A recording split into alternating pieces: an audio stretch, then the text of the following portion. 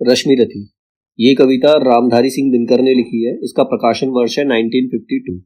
1952 में कविता लिखी थी रामधारी सिंह दिनकर ने। इस कविता का जो विषय है, विषय वस्तु है महाभारत के पात्र कर्ण के व्यक्तित्व को दिखाया गया। इसके अंदर कर्ण कैसा व्यक्ति था, मतलब किस तरह का उसका व्यक्तित्व था, ठीक है, कर्ण के बारे में बताया। और साथ ही साथ वर्णाश्रम व्यवस्था पर व्यंग किया गया है, मतलब उस पर उद्गार किया गया। वर्णाश्रम क्या होता है? 4 वर्ण होते हैं, ठीक है, क्षत्रिय, ब्राह्मण, शूद्र और वैश्य, ठीक है। चारों का अलग अलग काम होता है, ठीक है। तो उस वर्णाश्रम व्यवस्था पर भी व्यंग किया गया है। अब इसमें 7 सर्ग है। इस कविता के अंदर 7 सर्ग है, मतलब अगर अंग्रेजी में पूछो तो इसमें 7 एपिसोड है, ठीक है। 7 सर्ग है। प्रथम सर्ग में क्या गया है? कर्ण का शौर्य प्रदर्शन। जब वहां पर रंगभूमि में कर्ण आता है, रंगभूमि में क्या था, जब सारे जो राजकुमार थे, सारे राजकुमार जब शिक्षा लेके लौटे थे तो सब अपने अपनी वीरता दिखा रहे थे, वहां पर सब अपना अपना रण कौशल दिखा रहे थे। तो वहां पर जब आकर के कर्ण प्रदर्शन करता अपने शौर्य का, उसके साथ जो भी संवाद होते हैं, दुर्योधन उसे अंग देश का राजा बनाता है, कृपाचार्य कुछ बोलते हैं, द्रोणाचार्य उसके बाद में बोलते हैं। तो ये सारी चीजें प्रथम सर्ग के अंदर बताई गई है, ठीक है। तो इस द्वितीय सर्ग जो है आश्रमवास है। द्वितीय सर्ग जो है वो, इसमें जो कर्ण जो है वो, कर्ण और जो उनके गुरु थे परशुराम, उसके बारे में दिया गया है, ठीक है। तृतीय सर्ग में कृष्ण के संदेश को बताया गया है, ठीक है। चतुर्थ सर्ग, चौथा सर्ग जो है उसमें कर्ण के महादान की कथा है, जिसमें वो अपने कवच कुंडल तक भी दान कर देता है।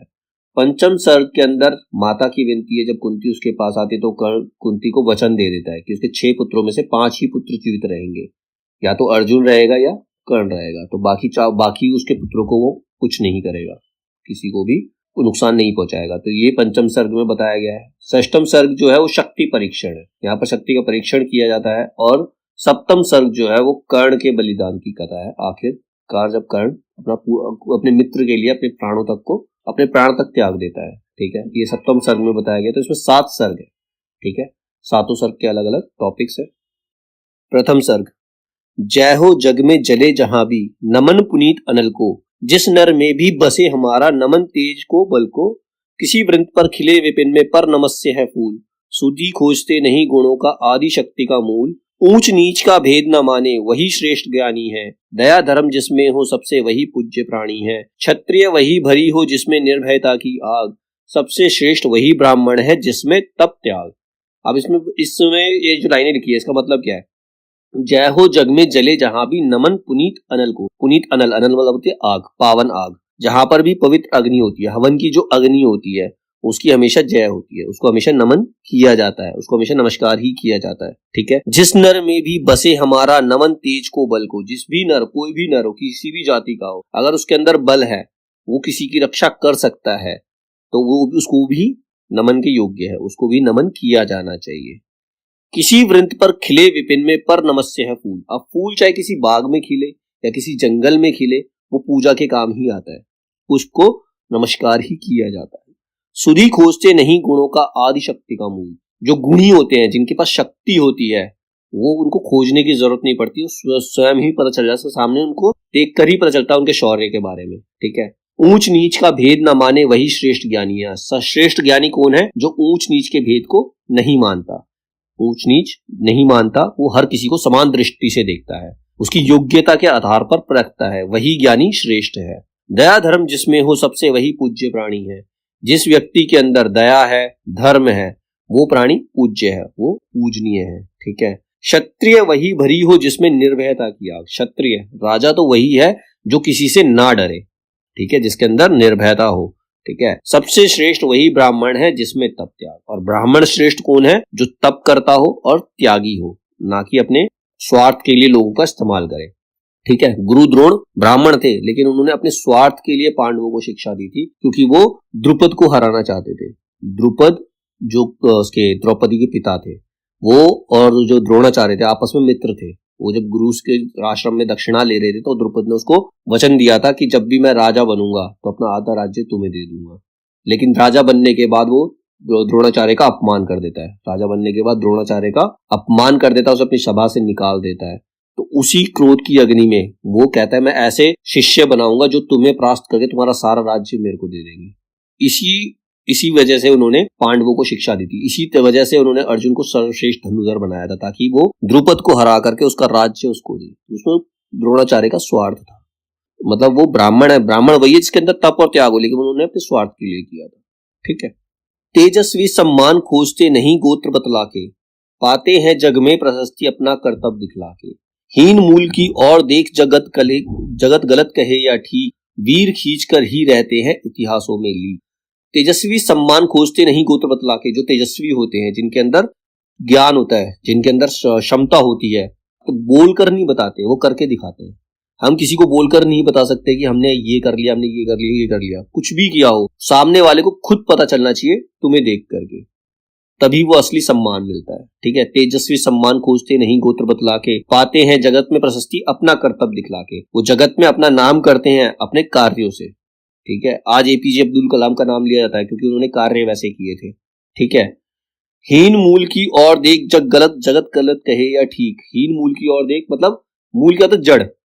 अब कोई व्यक्ति है, पिछड़ी जाति से है, अगर कोई व्यक्ति उसकी जाति को देखकर से जज कर रहा है तो उसका कोई मोल नहीं है। ठीक है। कोई गलत कहे या ठीक है, उसका फर्क नहीं पड़ता। जो वीर होते हैं, वीर खींच कर ही रहते इतिहासों में लीक। लीक क्या होती है? जब कोई गाड़ी चलती है, कुछ भी चलती है, अपने पीछे निशान छोड़ती जाती है। तो वीर भी अब ऐसे कार्य करते हैं कि वो अपने निशान पीछे छोड़ते हुए चले जाते हैं। तो आने वाली पीढ़ियां उन्हें याद करती है, आने वाली पीढ़ियां उन्हें याद करती है। जैसे छत्रपति शिवाजी हो गए, महाराणा प्रताप हो गए, आज भी उनकी वीरता के लिए उनको याद किया जाता है। उन्होंने ऐसे कार्य किए थे। ठीक है। तो उन्होंने इतिहास में लीक खींची, उन्होंने अपना नाम छोड़ा है, जिसको आज भी हम बच्चों को पढ़ाते हैं और आने वाली जनरेशन भी उनके बारे में पढ़ती ही रहेगी, जानती रहेगी। जिसके पिता सूर्य थे, माता कुंती सती कुमारी, उसका पलना हुआ धार पर बहती हुई पिटारी। सूत वंश में पला चखा भी नहीं जननी का शीर, निकला कर्ण सभी युवकों में तब भी अद्भुत वीर। अब इसमें कर्ण के बारे में बताया गया है। कर्ण जिसके पिता सूर्य थे, माता कुंती थी, मतलब इतनी ऊंची एक राजकुमारी उनकी माता है और भगवान सूर्य उनके पिता हैं, लेकिन फिर भी उनका जो पलना है वो गंगा की धार में बहता हुआ दिखा, क्योंकि जो कुंती थी वो विवाह से पूर्व ही प्रेग्नेंट हो गई थी। ठीक है। उन्होंने कर्ण को जन्म दे दिया था क्योंकि उन्हें एक ऋषि दुर्वासा थे जिन्होंने उन्हें आशीर्वाद दिया था, उन्हें एक मंत्र दिया था आशीर्वाद के रूप में कि तुम इस मंत्र को पढ़कर जिस भी देवता का स्मरण करोगे तो उसका अंश तुम्हारे पास रह जाएगा, तुम उसके पुत्र की माता बन जाओगी।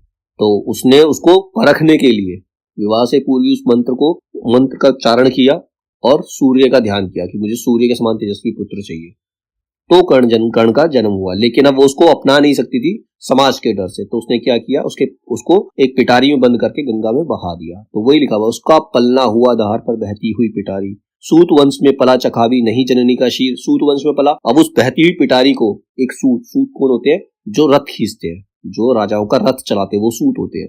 ठीक है। उसने वो पलना निकाल लिया और उसको उसमें से निकला। कर्ण जब निकला तो उस सूत और उसकी पत्नी ने उसका तो पालन को पोषण किया। उसको तो अपनी जननी का शीर मतलब माँ का दूध भी नसीब नहीं हुआ। इतना होने के बाद भी निकला कर्ण सभी युवकों में तब भी अद्भुत वीर। जो जितने भी राजकुमार है, सबसे बड़ा वीर फिर भी कर्ण ही निकला, चाहे सिचुएशन कैसी भी हुई हो उसके साथ। लेकिन उसका जो तेज था वो नहीं दबा, उसने अपने आप को प्रूव किया, वो सबसे अद्भुत वीर बनकर आगे सामने आया। ठीक है। तन से समरशूर, मन से भावुक, स्वभाव से दानी। अब उसकी क्वालिटीज बताई हैं। तन से समरशूर मतलब एकदम वीर, दिखने में एकदम वीर है। मन से भावुक, इमोशनल है, किसी की बातों से वो भावुक हो जाता है। और स्वभाव से दानी, किसी को भी दुख में नहीं देख सकता, जो भी उसके द्वार पे मांगने आता उसको वो खाली हाथ जाने नहीं देता। जाति गोत्र का नहीं, शील का पौरुष का अभिमानी। उसे अपनी जाति गोत्र का कोई अभिमान नहीं है, सिर्फ उसे अपने बाहुबल पे अभिमान है, ताकत पर, अपनी जो भी उसकी क्षमता है, अपनी क्षमता पर उसे अभिमान है। ठीक है। ज्ञान ध्यान शस्त्र शास्त्र का कर सम्यक अभ्यास, अपने गुण का किया करने आप स्वयं सुविकास। ठीक है। ज्ञान उसने खुद प्राप्त किया। शस्त्र उसकी शिक्षा भी खुद ही प्राप्त की, उसको किसी ने पढ़ने नहीं भेजा, किसी ने उसको किसी गुरु के आश्रम में नहीं भेजा। शास्त्र भी उसने खुद ही पढ़े। सबका अभ्यास करके उसने अपने गुणों का खुद विकास किया। वो अपने आप स्वयं बना, उस पर किसी ने काम नहीं किया, उसने अपने पर काम खुद किया। ठीक है। अलग नगर के कोलाहल से, अलग पुरी पुरजन से, कठिन साधना में उद्योगी लगा हुआ तन मन से, निज समाधि में निरत सदा निज कर्मठता में चूर, वन्य कुसुम सा खिला कर्ण जग की आंखों से दूर।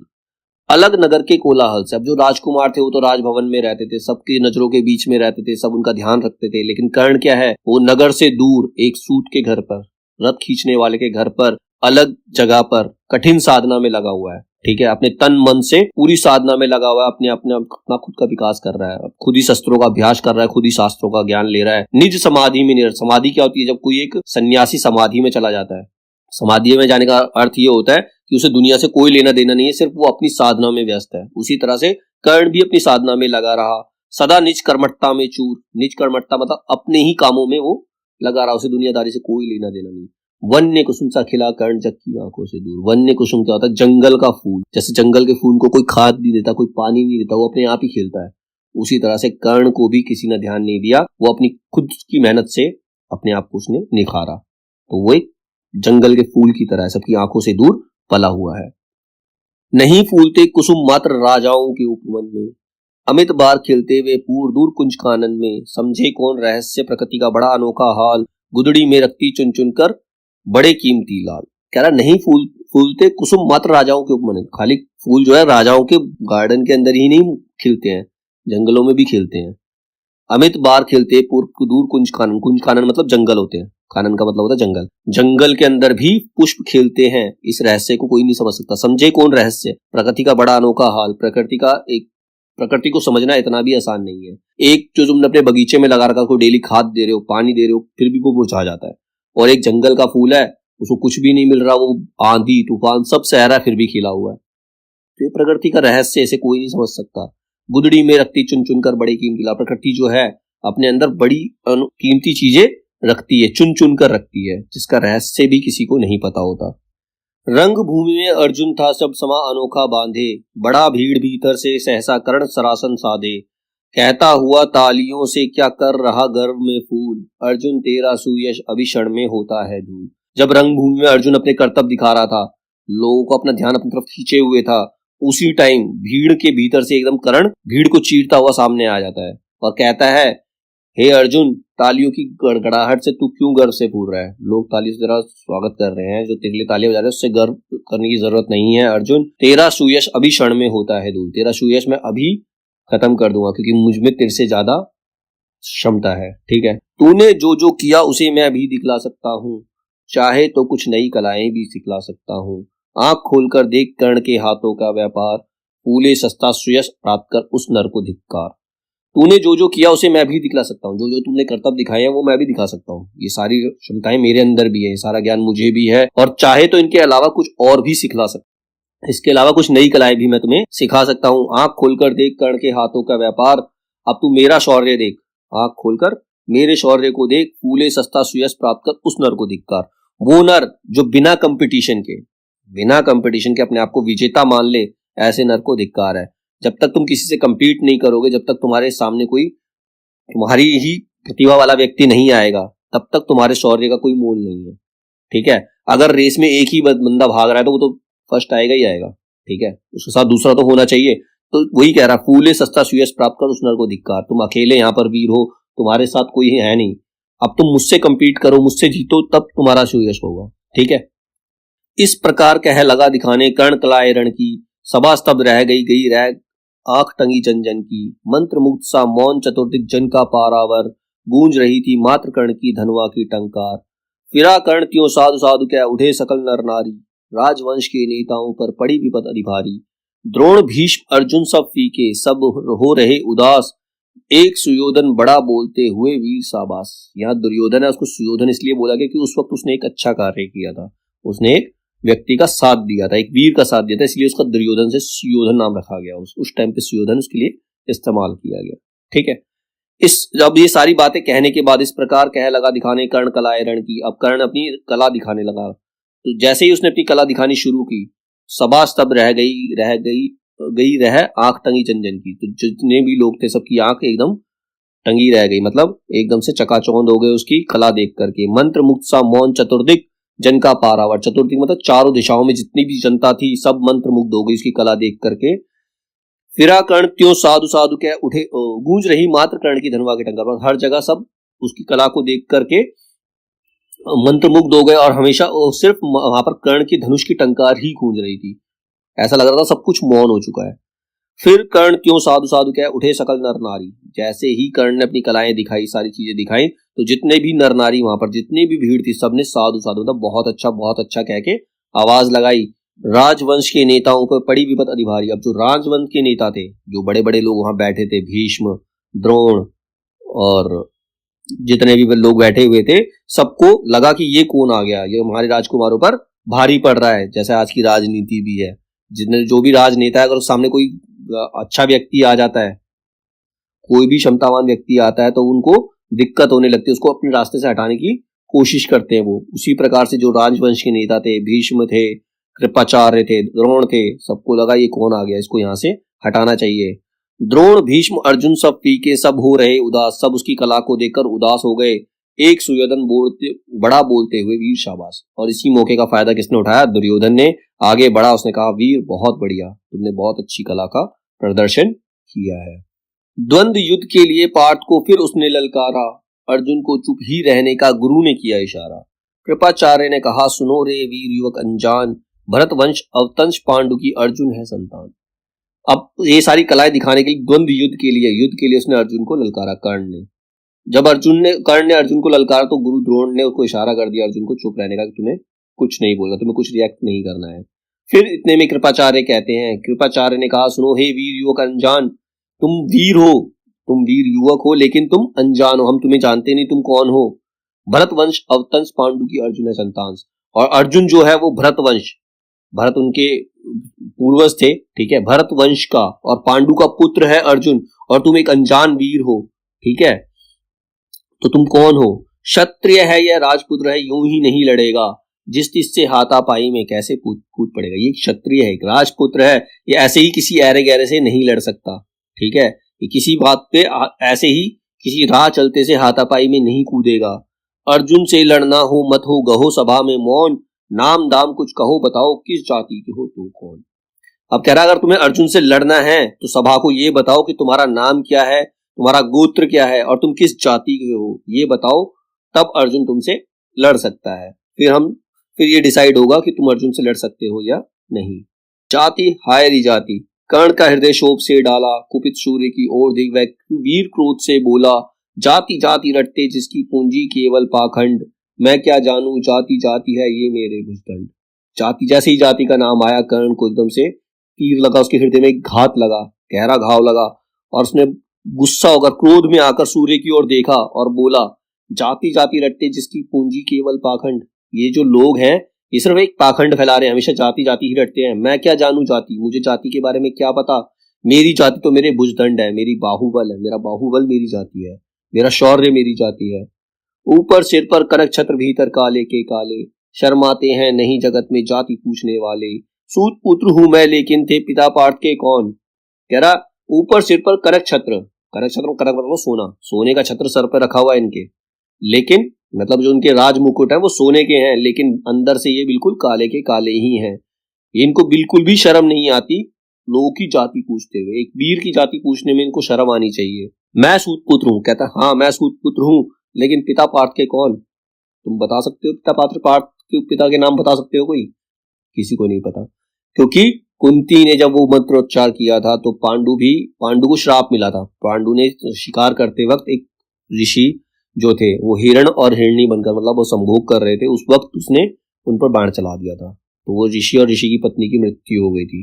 ऋषि की पत्नी पहले मर जाती है, बाद में ऋषि उसको शाप दे देता पांडु को, तू भी किसी स्त्री के पास जाएगा, तेरी भी उसी वक्त मृत्यु हो जाएगी। तो वो पिता बन ही नहीं सकता था, ठीक है। तो उस समस्या का समाधान करने के लिए कुंती ने अपने मंत्रों के बारे में पांडु को बताया था, और पांडु ने कहा था कि तुम अपने मंत्रों का उच्चारण करो। तब उन्होंने अलग अलग देवताओं से पुत्र मांगे थे। अर्जुन जो था वो इंद्र का पुत्र था, युधिष्ठिर जो था वो धर्मराज यानी कि यमराज का पुत्र था। तो वही उसने प्रश्न उठा दिया, सूत पुत्र हूं मैं लेकिन पिता पार्थ के कौन। किसी को पार्थ के पिता के बारे में पता, अर्जुन के पिता के बारे में पता, क्योंकि पांडु उसके पिता नहीं थे, ठीक है। मस्तक ऊंचा किए जाति का नाम लिए चलते हो, पर अधम में शोषण के बल से सुख में पलते हो, अधम जातियों से थर थर कांपते तुम्हारे प्राण, छल से मांग लिया कर। कह रहा मस्तक ऊंचा करके चलते हो, तुम जाति का नाम लेके, खुद तुम क्षत्रिय कुल में पैदा हो गए तो तुम जाति का नाम लेकर अपना मस्तक ऊंचा करके चल रहे हो, और ये एक अधर्ममय शोषण है, ये धर्म नहीं है। तुम इस अधर्म में शोषण के बल पर खुद सुख से रहते हो और दूसरों पर अत्याचार करते हो। अधम जातियों से थर थर कांपते तुम्हारे प्राण। अधम मतलब छोटी जातियों से तुम डर जाते हो कि उनमें से कोई वीर पैदा हो गया तो तुम्हारा क्या होगा। इसी कारण तुम उनसे अंगूठे का दान मांग लिया करते हो। अंगूठे के दान की कहानी एकलव्य की है। एकलव्य ने गुरु द्रोणों की प्रतिमा बनाकर, मूर्ति बनाकर धनुर्विद्या का उसने एकलव्य ने धनुर्विद्या का अभ्यास किया था और एक बहुत बड़ा धनुर्धर बन गया था। जब एक और उसी धनुर्विद्या से गुरु द्रोण के प्राण बचाए थे। ठीक है, जब गुरु द्रोण ने उससे पूछा तुम्हारा गुरु कौन है, तो गुरु द्रोण को अपने उनके स्टैचू के पास लेकर गया, तब दिखाया तो उन्होंने कहा उनकी खुद की गुरु द्रोणाचार्य की प्रतिमा बनाकर ही उसने ये अभ्यास किया है। अब गुरु द्रोण को ये लगा कि ये अर्जुन से बड़ा धनुर्धर बन सकता है। यहाँ पर फिर उन्होंने भेदभाव किया। उन्हें लगा कि ये अर्जुन से बड़ा धनुर्धर बन जाएगा तो वो अर्जुन को सबसे बड़ा धनुर्धर नहीं बना पाएंगे। तो उन्होंने क्या किया कि अगर तुम मुझे गुरु मानते तो मुझे गुरु दक्षिणा दो। तो एकलव्य ने कहा बिल्कुल मैं तुम्हें गुरु दक्षिणा दूंगा। तो उन्होंने उससे दाहिने हाथ का ताकि वो कभी बाण ही ना चला पाए। तो वही इसने यहाँ पर बोला है, अधम जातियों से थर थर कांपते तुम्हारे प्राण, छल से मांग लिया करते हो अंगूठे का दान। पूछो मेरी जाति शक्ति हो मेरे भुजबल से, रवि समान दीप्ति ललाट से और कवच कुंडल से। पढ़ो उसे जो झलक रहा मुझ में तेज प्रकाश, मेरे रोम रोम में अंकित है मेरा इतिहास। कह रहा पूछो मेरी जाति, अगर तुम्हें शक्ति है तो मेरी जाति मेरे भुजबल से पूछो, मेरे शौर्य से पूछो, मेरी कला से पूछो। रवि समान दीप्ति ललाट से और कवच कुंडल से, मेरे अंदर जो कवच, मेरा जो कवच है और मेरे कान में जो कुंडल है उससे मेरी जाति पूछो। पढ़ो उसे जो झलक रहा मुझ में तेज प्रकाश, मेरे अंदर जो तेज प्रकाश है उसको पढ़ के देखो, अगर पढ़ सकते हो तो। मेरे रोम रोम में अंकित मेरा इतिहास, अगर मुझे देखोगे, अगर सिर्फ तुम मेरी जाति को ना देखकर अगर मुझे देखोगे तो मेरा इतिहास मैं तुम्हें खुद बता दूंगा, तुम्हें जाति पूछने की जरूरत नहीं है। अर्जुन बड़ा वीर क्षत्रिय है तो आगे वह आवे, क्षत्रियत्व का तेज जरा मुझको भी तो दिखलावे। अभी छीन इस राजपुत्र के कर से तीर कमान, अभी महाजाति को दूंगा मैं तुमको पहचान। अगर अर्जुन इतना बड़ा ही वीर क्षत्रिय है तो मेरे सामने आए, मुझसे लड़े और मुझे अपनी वीरता दिखाए, अपना क्षत्रियत्व मुझे दिखाए। मैं अभी इस राजपुत्र के अर्जुन के तीर कमान उसके हाथों से छीन लूंगा, गिरा दूंगा। कर से तीर कमान, उसके हाथों से तीर कमान गिरा दूंगा और अपनी महाजाति का प्रमाण दूंगा, अपनी पहचान मैं तुम्हें दूंगा। कृपाचार्य ने कहा वृथा तुम क्रुद्ध हुए जाते हो, साधारण सी बात उसे भी समझ नहीं पाते हो।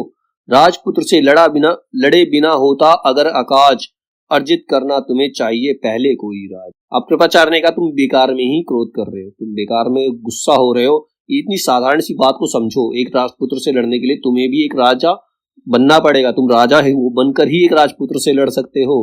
राजपुत्र से लड़ा बिना तो हो, अगर तुम्हें राजपुत्र से लड़ना भी है तो तुम्हें कोई राज अर्जित करना होगा, पहले तुम्हें किसी राज का राजा बनना पड़ेगा, तब तुम अर्जुन से लड़ सकते हो। कर्ण हतप्रभ हुआ तनिक मन ही मन कुछ भरमाया, सहना सका अन्याय सुयोधन बढ़कर आ। अब ये देखकर कर्ण बेचारा चुप हो गया, हतप्रभ हो गया बेचारा और मन ही मन कुछ भरमा गया, अब वो राज कहां से लेके आएगा।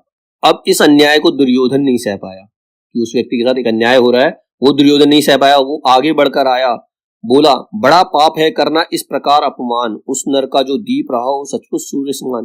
कह रहा एक ऐसा व्यक्ति जो सूर्य के समान चमक रहा है, सबको अपनी कला दिखा रहा है, अपना शौर्य दिखा रहा है, उस व्यक्ति का अपमान करना ठीक नहीं है। मूल जानना बड़ा कठिन है नदियों का वीरों का, धनुष छोड़कर और गत गोत्र क्या होता रणधीरों का। कह रहा मूल जानना, मूल मतलब जड़, नदियां कहां से शुरू होती है ये जानना बड़ा मुश्किल है। तुम अगर जो जानना चाहते हो तो ये देखो ना, नदी कहां से आ रही है, गंगा नदी कहां से स्टार्ट हो रही है, कहां से निकल के आ रही है, उसको ढूंढना इतना आसान नहीं है। नदियों का और वीरों का मूल जानना इतना आसान नहीं है। धनुष छोड़कर और गोत्र क्या होता रणधीरों का, जो रणधीर होते हैं, जो वीर होते हैं, उनका गोत्र धनुष से बड़ा नहीं हो सकता, धनुष को छोड़कर उसका कोई गोत्र नहीं हो सकता। पाते हैं सम्मान तपोबल से भूतल पर सूर, अपने तपोबल से इस धरती पर वो वीर जो होते हैं वो सम्मान पाते हैं। जाति जाति का शोर मचाते केवल कायर क्रूर, और जाति जाति का शोर जो कायर होते हैं वही मचाते, जो दूसरों से डर जाते हैं वो जाति जाति कह करके उनको दूर कर देते हैं। किसने देखा नहीं कर्ण जब निकल भीड़ से आया, जब ये भीड़ से निकला था कर्ण तो किसने नहीं देखा, सबने देखा। अनायास आतंक एक संपूर्ण सभा पर छाया और सारे के सारे भयभीत हो गए इसके कला रण कौशल को देख करके।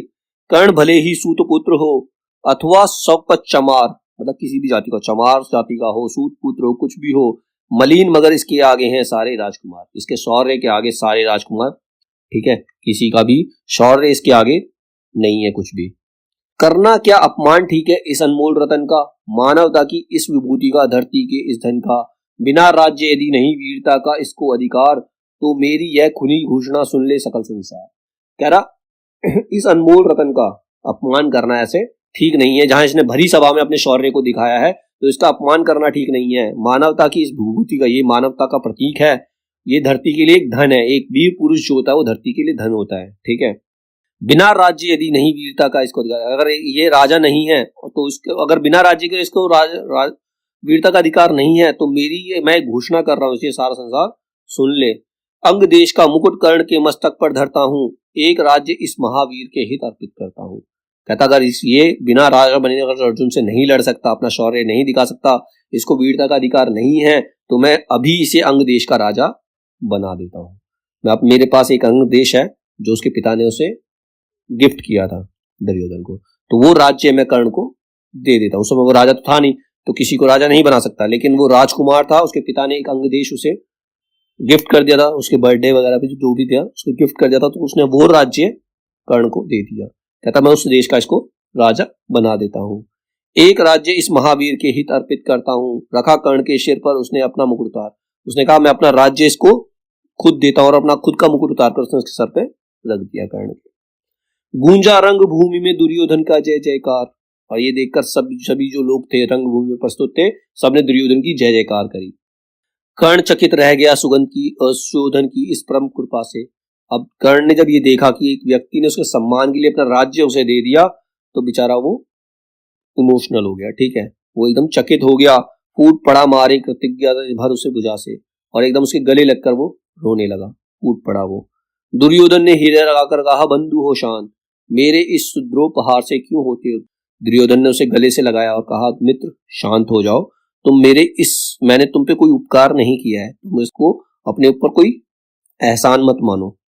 किया कौन सा त्याग अनोखा, दिया राज यदि तुझको, अरे धन्य हो जाए प्राण तू ग्रहण करे यदि मुझको। कह रहा मैंने मुझे दान देकर, तुझे राज्य देकर मैंने तुम पे कोई उपकार नहीं किया, मेरे भी प्राण धन्य हो जाएंगे अगर तू मुझे अपना मित्र बना ले। तेरे जैसा वीर, कर्ण जैसा वीर अगर मेरा मित्र हो तो मेरे प्राण भी धन्य हो जाएंगे।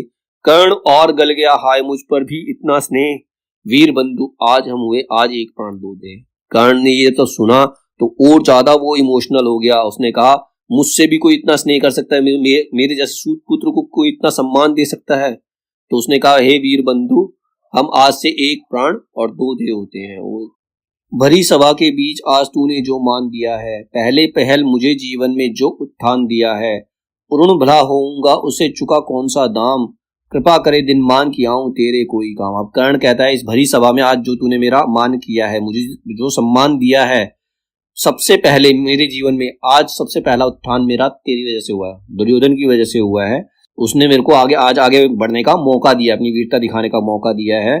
उससे ऋण कैसे होऊंगा मैं, ये ऋण उतारूंगा कैसे, तुम्हारा ये जो कर्ज है वो मैं कैसे चुकाऊंगा, कौन सा दाम देकर इस कर्ज को चुकाऊंगा। कृपा करे दिन मान किया हूं तेरे कोई काम, मतलब ये जो दिन रात है, समय कोई ऐसा भी आए कि किसी दिन मैं तेरे काम आ पाऊं, ठीक है।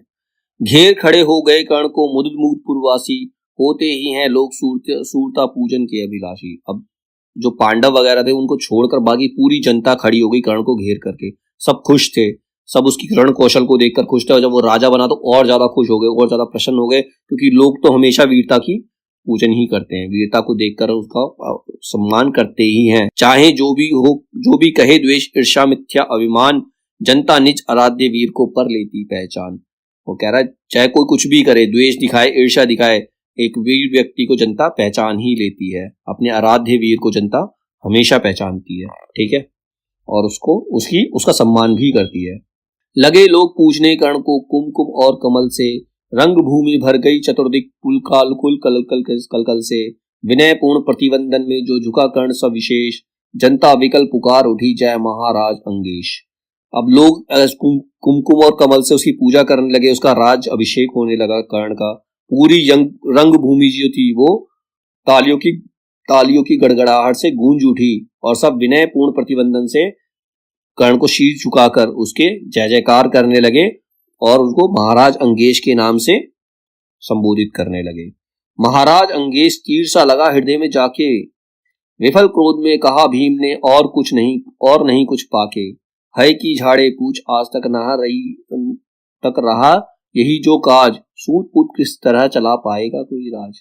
अब महाराज अंगेश, जब लोगों ने महाराज अंगेश कह के जाकर जय जयकार किया तो ये बात जो है एक तीर की तरह जाकर भीम के हृदय में लग गई। भीम को एकदम से आघात लगा और एकदम क्रोध में भरकर उसने बोला, है की झाड़े पूंछ। है की, है मतलब घोड़ा, जो आज तक घोड़े की पूंछ झाड़ता आया है, क्योंकि उसका पिता सारथी था ना, जो आज तक घोड़े की पूंछ झाड़ता आया है, उसका जो काम ही घोड़े की देखभाल करना है, वो सूत पुत्र किस प्रकार कोई राज चला सकता है। उसने उस पर व्यंग किया, उसको ताना दिया। दुर्योधन ने कहा, भूम भीम झूठे बकबक करते हो, कहलाते धर्मज्ञ द्वेष का विष मन में धरते हो। बड़े वंश से क्या होता है खोटे यदि काम, नर का गुण उज्जवल चरित्र है नहीं वंश धन धान। कह रहा दुर्योधन। तब दुर्योधन ने खड़े होकर कहा, भीम ये झूठी बकबक मत करो, इस प्रकार से तुम्हारा कहना ठीक नहीं है। कह तुम धर्मज्ञ कहलाते हो, धर्म के ज्ञाता कहलाते हो, और तुम्हारे मन में द्वेष का विषय, द्वेष मतलब क्या होता है, किसी से जलन, तुम किसी के लिए जलन अपने मन में रखते हो। बड़े वंश से क्या होता है खोटे यदि काम, अगर तुम्हारे काम ही खराब है तो बड़े वंश से कोई लाभ नहीं है, बड़े वंश से तुम्हारा सम्मान नहीं बढ़ेगा। नर का गुण उज्जवल चरित्र है, नर जो एक व्यक्ति है उसका जो गुण होता है उसका उज्जवल चरित्र होता है, उसको किस प्रकार का करेक्टर है, करेक्टर ही एक व्यक्ति का गुण होता है, वंश धनधान से कुछ नहीं होता। एक बड़े वंश का व्यक्ति भी अगर बुरे काम करता है तो उसका मान सम्मान नहीं हो सकता। सचमुच ही तो कहा कर्ण ने, तुम ही कौन हो बोलो, जन्मे ते किस तरह ज्ञात हो तो रहस्य खोलो। अपना अवगुण नहीं देखता अजब जगत का हाल, निज आगों से नहीं सूझता सच है अपना भाल। कह रहा सचमुच ही तो कहा कर्ण ने, तुम ही कौन हो बोलो। जब अर्जुन ने कहा था कि पार्थ के पिता कौन है तो उसने सच ही तो कहा था, तुम्हें पता है अपने पिता के बारे में, तुम कैसे जन्मे हो ये ज्ञात है तुम्हें, अगर तुम्हें पता है तो इस रहस्य को बताओ। अपना अवगुण नहीं देखता अजब जगत का हाल, ये जो संसार है वो अपना खुद का अवगुण नहीं देखता, अपनी कमी को नहीं देखता, क्योंकि निज आंखों से नहीं सूझता सच है अपना भाल। अपनी खुद की बुराई अपनी आंखों से नजर कभी भी नहीं आती, वो दूसरे की बुराई देखता है, अपनी बुराई नहीं देखता, अपनी कमियों को नहीं देखता। कृपाचार्य आ पड़े बीच में बोले, छी यह क्या है, तुम लोग में बची नाम को भी क्या नहीं हया है। चलो चले घर को देखो होने को आई शाम, थके हुए होंगे तुम सब, चाहिए तुम्हें आराम। अब इतनी सारी बातें सुनकर कृपाचार्य को लगा कि अब बात बिगड़ने वाली है, तो उसने बीच में आके बोला, तुम लोगों के बीच में कोई भी जरा सी भी शर्म हया नहीं बची, तुम आपस में ही राजकुमार होके आपस में ही लड़ रहे हो। चलो सब घर चलो, शाम हो गई है, अब सबको आराम, तुम सभी को आराम चाहिए, अब सबके सब घर चलो।